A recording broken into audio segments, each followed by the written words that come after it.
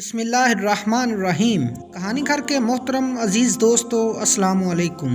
پرانے وقتوں کی بات ہے کہ یمن میں طے نامی ایک قبیلہ آباد تھا۔ اس قبیلے کے سردار کا نام حاتم طائی تھا۔ حاتم طائی اپنی سخاوت اور خدمت خلق کی وجہ سے بہت مشہور تھا۔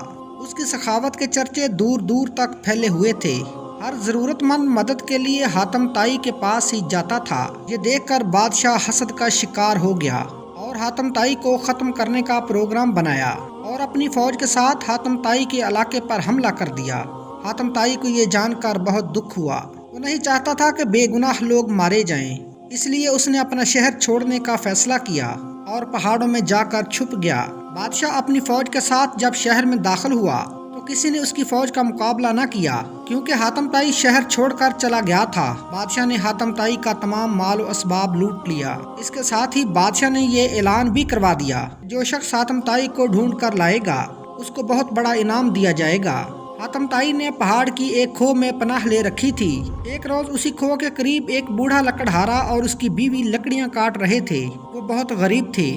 لکڑہارے کی بیوی حسرت سے بولی، کاش حاتم طائی ہمارے ہاتھ لگ جاتا تو ہم اسے بادشاہ کے حوالے کر کے انعام پا لیتے اور آرام کی زندگی بسر کرتے۔ لکڑہارا بولا، فضول باتیں مت سوچو، ہماری ایسی قسمت کہاں کہ حاتم طائی ہمارے ہاتھ لگ جائے اور ہم انعام حاصل کر کے آرام سے زندگی بسر کر سکیں۔ حاتم طائی کھو کے اندر بیٹھا یہ باتیں سن رہا تھا۔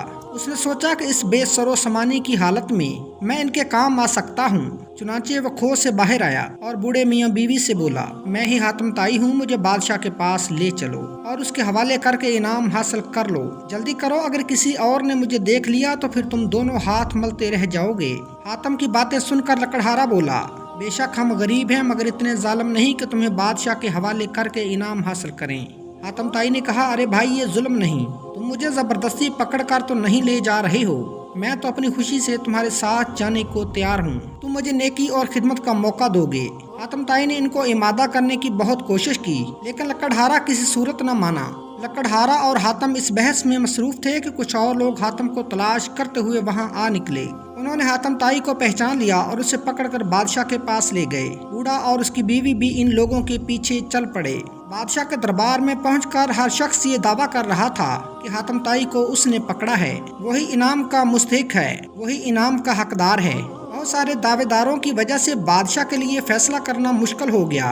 آخر بادشاہ نے حاتم طائی سے پوچھا، تم ہی بتاؤ کہ تمہیں پکڑ کر لانے والا کون ہے تاکہ اسے انعام کی رقم دی جائے۔ حاتم طائی بولا، حضور والا، سچ تو یہ ہے کہ مجھے پکڑنے والا بوڑھا لکڑہارا ہے جو چپ چاپ پیچھے کھڑا یہ تماشا دیکھ رہا ہے، باقی لوگ انعام کے لالچ میں جھوٹ بول رہے ہیں۔ لکڑہارا بولا، حضور والا، سچ تو یہ ہے کہ میں بھی حاتم کو پکڑ کر نہیں لایا بلکہ یہ خود آیا ہے۔ پھر لکڑہارے نے بادشاہ سلامت کو ساری بات بتائی۔ بادشاہ کو جب حقیقت معلوم ہوئی تو اس نے حاتم سے کہا، میں تمہاری شہرت سے تمہارا دشمن بن گیا تھا، مجھے افسوس ہے، تم واقعی عظیم انسان ہو جو ہر حالت میں دوسروں کی مدد اور خدمت کے لیے تیار رہتے ہو، تم سے اپنے کیے کی معافی مانگتا ہوں۔ اس کے بعد بادشاہ نے لکڑہارے کو انعام دیا اور حاتم کا سارا علاقہ اسے واپس کرنے کا اعلان کیا۔ محترم ناظرین، اگر آج کی ویڈیو آپ کو اچھی لگی ہو تو ہمارے چینل کہانی گھر کو لائک، شیئر اور سبسکرائب کر دیجیے۔